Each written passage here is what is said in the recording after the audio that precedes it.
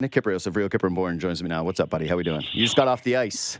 What'd you do? What's going on? You know my Thursdays. It's a skate from 8:30 to 9:30, and then from 9:30 to 4 o'clock, I meditate and get ready for the Real Kyper and Bourne show. Why are you bothering me right now? Because I like to solicit your opinion from time to time. You know, I pick my spots, and I don't know that. I'm not your stalker. I'm not like, oh, what's Kyper? Oh, guys, should we ask Kyper today? Oh, no, it says here on his schedule he's got a lunch meeting. Don't ask him. I'm not your secretary. I don't know what you do.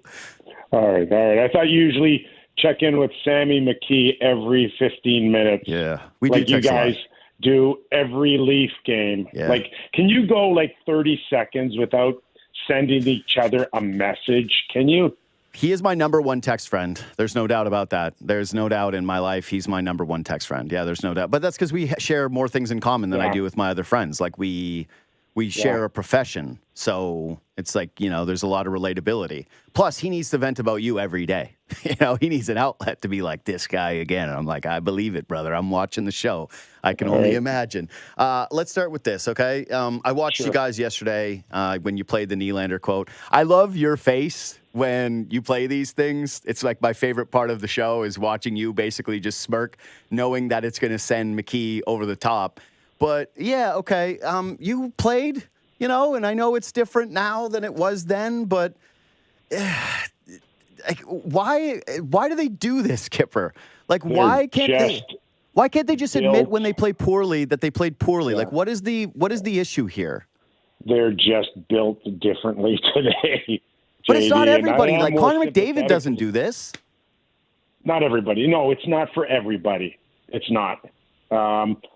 But listen, you're married to these guys, right? Long-term contracts, no move clause, right? And you know, you just got to roll your eyes and move on. They're not going anywhere, and they've been given another chance. I know that you just mentioned moments ago about 8 years, and 8 years at times it's been great and fun, and then there's other times when you just gotta kind of take it with a grain of salt. And I think watching Willie Nylander the other night, you know, kind of give it the, you know, what's the big deal?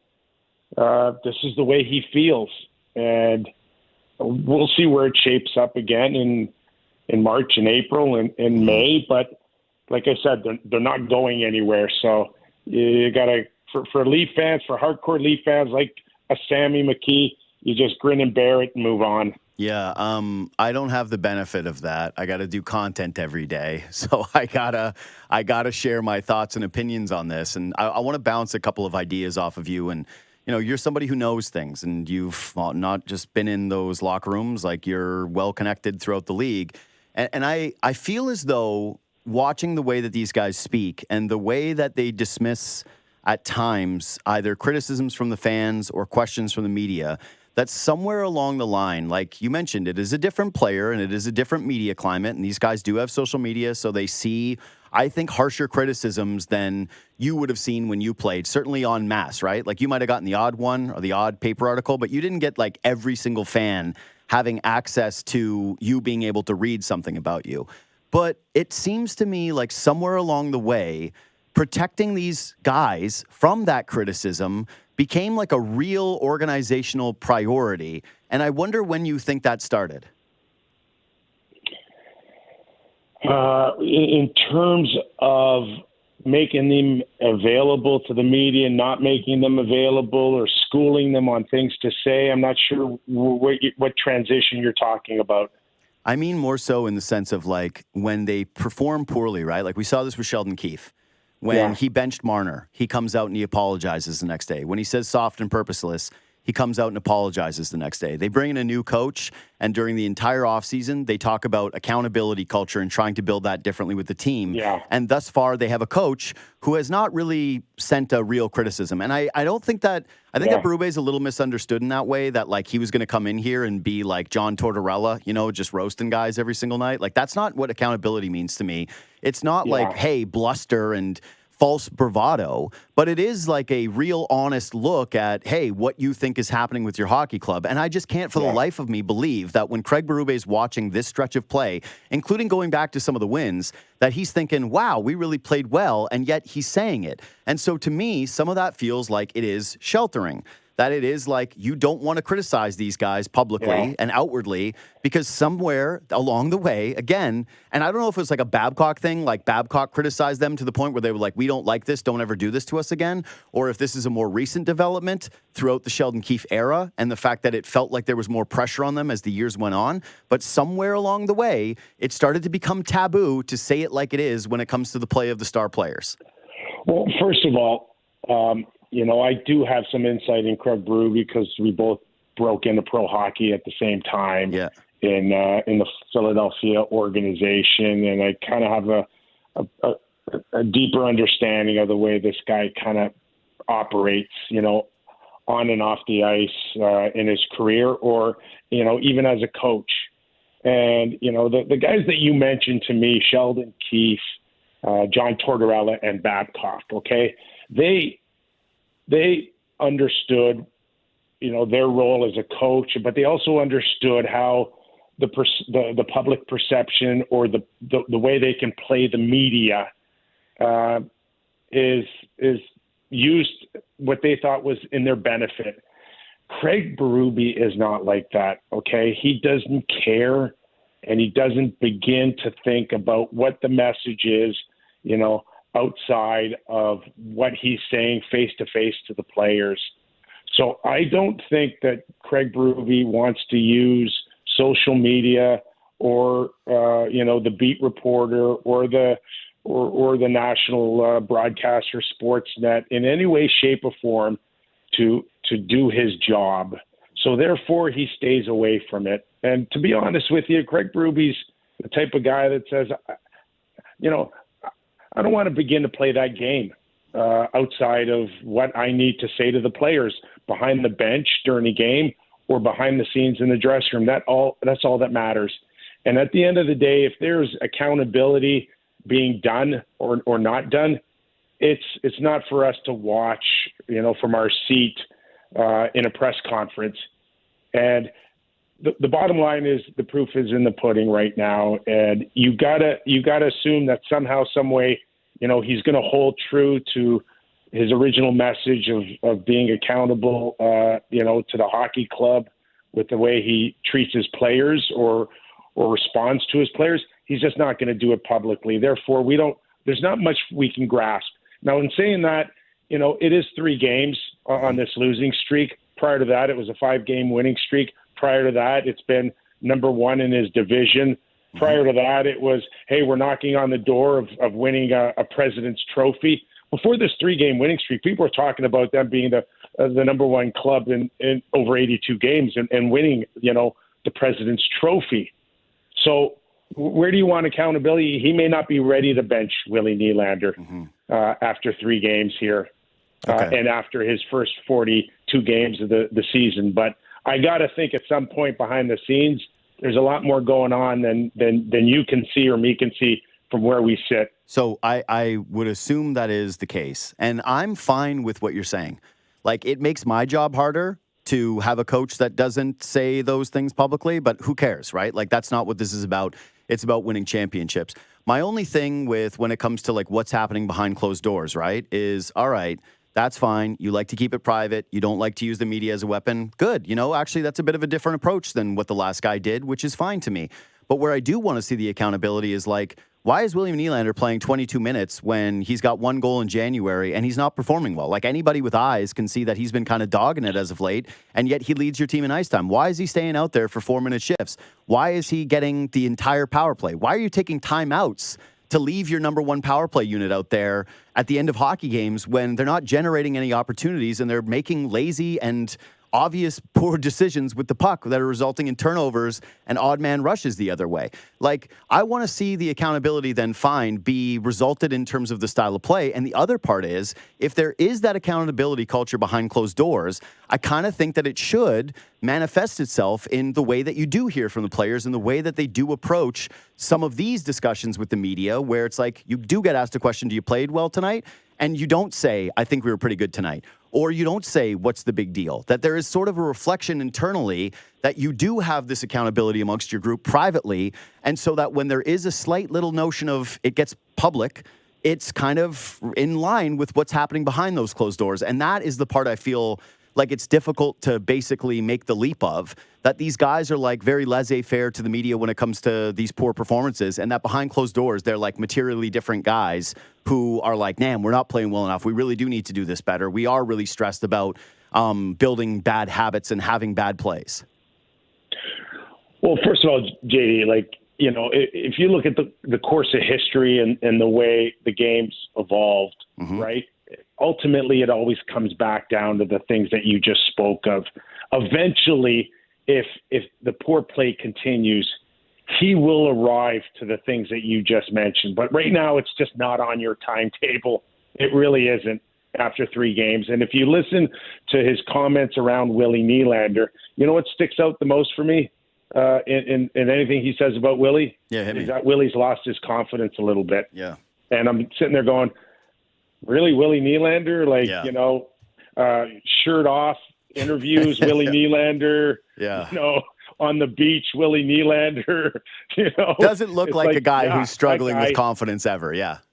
That guy is struggling with confidence. So I think his first instinct is to not bury him when he's lacking confidence.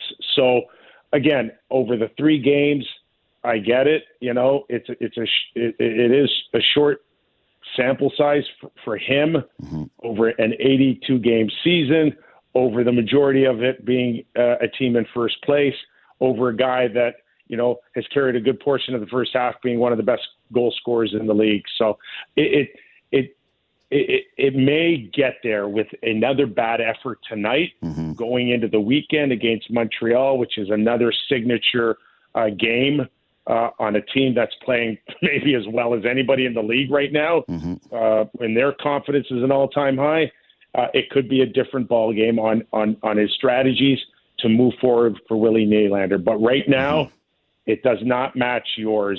Yeah, which I'm okay with. I would just say I do push back the idea of like the 5-game winning streak and versus like the 3 games, because it's like their first 20 games, Kip, like this was pointed out by James Myrtle the other day, like they're 55% high danger chance opportunities. They were 5th in the league.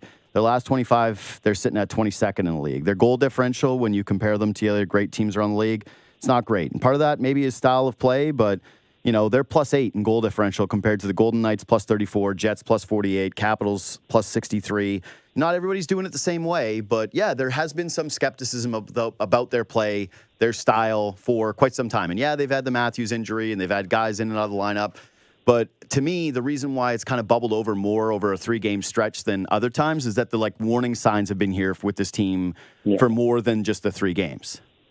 Oh no, there's some issues going on long past Willie Nylander here. I wrote an article in the Trauma Star this week about the lowest scoring defense in the league right now for a team that's supposed to be contending for the Stanley Cup. John Tavares may not see another game till after the Four Nations tournament. I mean, that's a big issue right now for them. So they've got a lot of things to kind of work on between now and when the league shuts down here in a very short while. So Tavares, he gets put on IR today. He's out at least a week. Do you have a read or a feel? Bud. Yeah. Keep going. What do you think it's looking like here? I'd be very surprised if he plays before Four Nations shuts down the league. So that's a month at least on the shelf.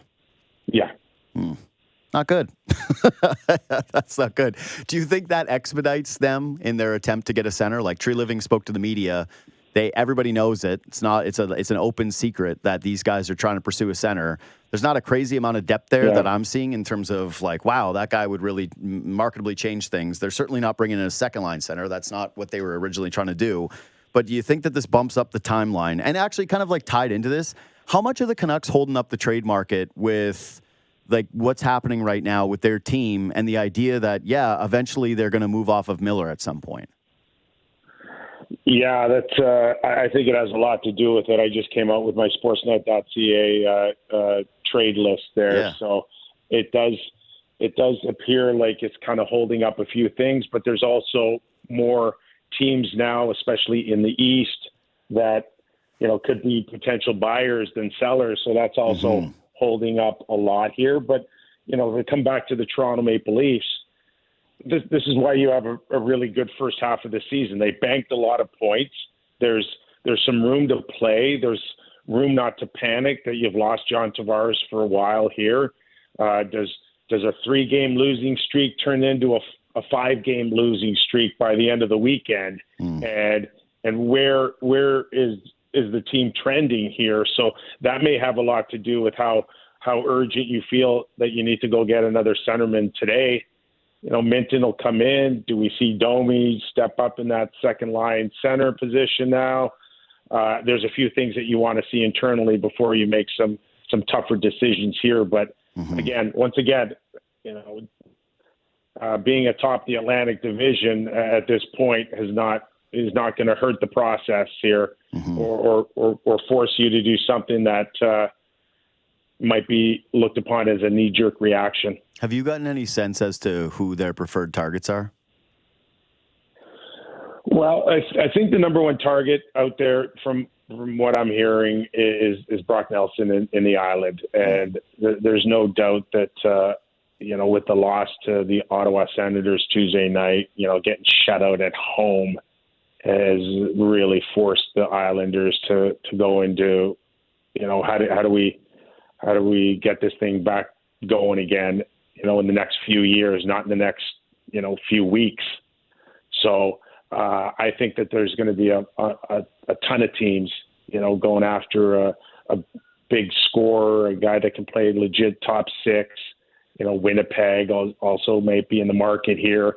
But I think you got to go a little higher end with the fact that, Tavares, you want to get him feeling great in April. This is about getting this guy ready at his age. Being off a significant amount of time might not be great now, but it could actually benefit the Leafs in April and May. So it's just about now getting your depth right, because as we all know, this year is go big or go home. For the Maple Leafs. Yeah, the interesting one with a guy like Nelson is when you're going to the very top of the pile in the trade market like that and trying to absorb the $6 million and whatever, it's prorated, so I'm sure they can figure out ways to make it work, but it's more like they're not dealing from a position of we've got a crazy amount of assets, right? And so for someone like that, you would imagine it's not just throwing in your 2026 first, that you're going to have to add one of the other crown jewels of your organization for a rental player. And that's where, to me, it gets a little tricky, where you say, damn, he's got no term. Are you going to give up 2 of your maybe, 4 significant trade assets in order to bring in a rental? Oh, listen, it's just not the Leafs. There's a lot of teams. The Florida Panthers, the team that they're going to have to battle in the East, they're out of assets too, Yeah. So yes, but you're going to have to give up something. And I think the Leafs are well aware of that. I think a month ago, 2 months ago, whether it's Minton, whether it's Easton Cowan, you would have looked upon them and said, no way, no how you'll ever touch these guys. But there has to be some consideration somehow in terms of if you're going to use one of them. And if you think Cowan's stock dropped in any way, shape, or form over the World Juniors, that, maybe there's a way to get something back that can live on past a rental if we're going to give up those type of assets. Last one. This has nothing to do with the Leafs. It's Team Canada. You think there's any regret of who they picked?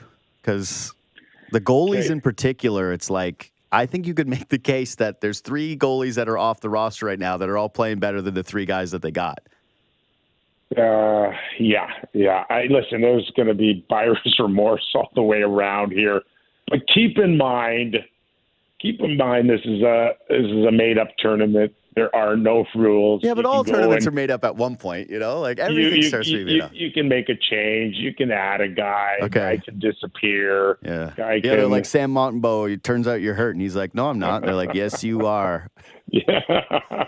Yeah. Okay. But it'll be interesting to see what the goaltending situation looks past this tournament, because we all know that it's all about the Olympics here. Mm-hmm.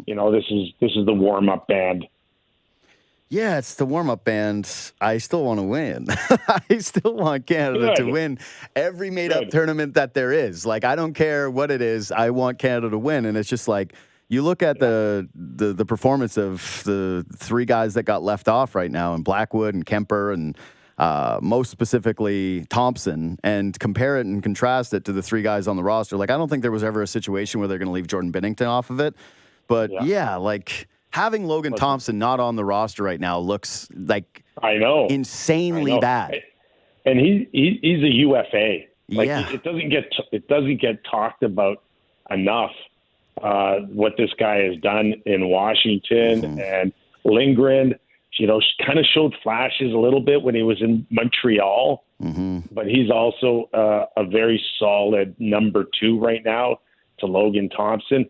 Like, I can appreciate the things that they've done in Washington with 6 or 7 major changes.